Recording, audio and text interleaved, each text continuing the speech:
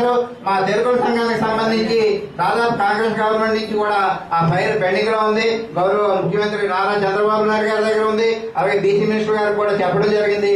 దయచేసి ఈ సందర్భంగా రామారావు గారికి మా విజ్ఞప్తి, మీకు తెలుసు విశాఖ జిల్లాలోనే కాదు రాష్ట్ర వ్యాప్తంగా తెలుగు కులస్తులు చాలా అత్యంత వెనుకబడిన కులస్తులు, అలాగే చాలా దయనీయమైన పరిస్థితుల్లో జీవిస్తా ఉన్నారు.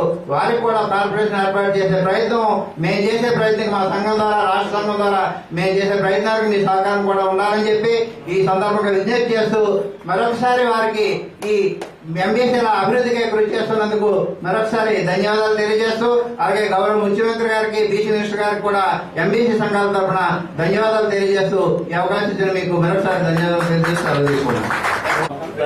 పెద్దలు వివిధ సంఘాలకు సంబంధించిన పెద్దలందరూ కూడా పేరు పేరున హృదయపూర్వకంగా నేను నమస్కారం తెలియజేస్తున్నాను. నా పేరు దువ్వాడ రామారావు, రాష్ట్ర బీసీ కులాల సమైక్య సంక్షేమ సంఘం రాష్ట్ర అధ్యక్షుడిని. ఈ రోజు కార్యక్రమం ముఖ్యంగా ఏర్పాటు చేయడానికి 3 అంశాలకు సంబంధించి కార్యక్రమం ఒక ప్రభుత్వాన్ని గౌరవ ముఖ్యమంత్రి నారా చంద్రబాబు నాయుడు గారిని అభినందించడానికి ఏర్పాటు చేశాము. అందులో ముఖ్యంగా ఏంటంటే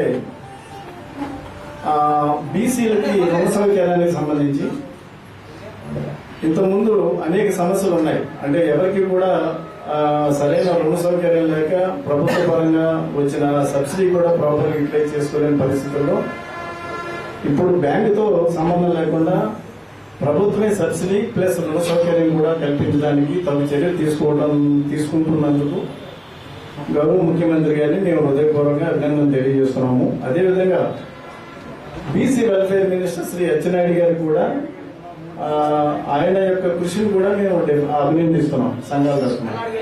2, బీసీ ఫెడరేషన్ సంబంధించి ఇంతకుముందు ఇప్పుడు 12 కులాలకు సంబంధించి ఫెడరేషన్స్ ఉన్నాయి. 12 కులాల్లో ఒక భట్రాజు కులానికి తప్ప మిగతా 11 కులాలకు సంబంధించి పాలకవర్గాలని గౌరవ ముఖ్యమంత్రి గారు ఏర్పాటు చేయడం జరిగింది. అంటే ఇది కాంగ్రెస్ గవర్నమెంట్ లో ఎప్పుడు జరిగిన పని. ఒక తెలుగుదేశం ప్రభుత్వ హయాంలో గౌరవ ముఖ్యమంత్రి గారు పాలకవర్గాలను ఏర్పాటు చేసి ఫెడరేషన్స్ కి మళ్ళీ ఒక దాన్ని ఏమంటారంటే ఒక మరలా జీవితాన్ని ప్రసాదించారు. అంటే దాన్ని యాక్టివేట్ చేశారు, ఫెడరేషన్స్ యాక్టివేట్ చేశారు.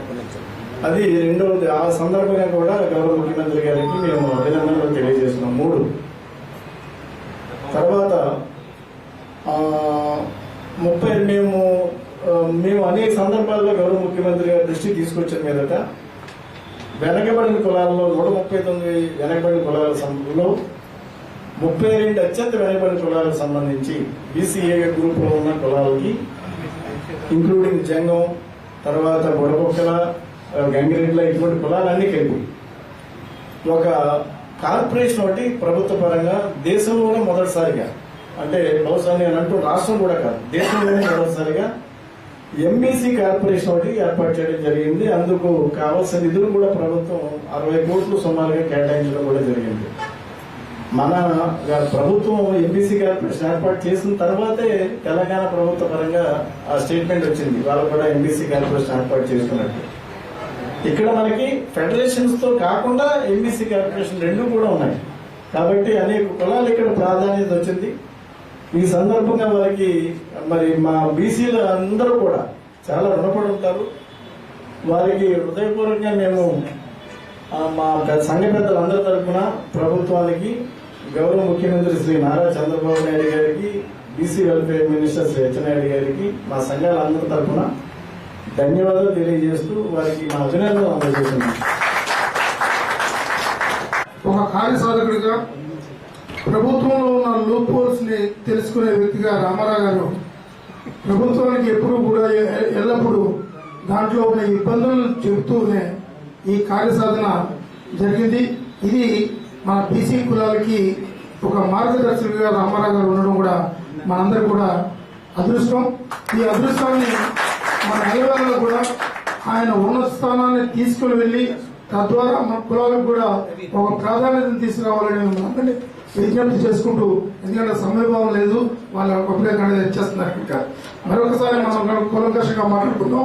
ప్రస్తుతానికి మనకు కావాల్సింది ఒక నాయకత్వ పటిమ. ఆ నాయకత్వ పటిమ మన రామారావు గారిలో స్పష్టంగా ఉంది. అది ఎందుకంటే వారికి అన్ని విషయాలు తెలుసు. ఒక ఆఫీసర్ గా పనిచేయడం కాకుండా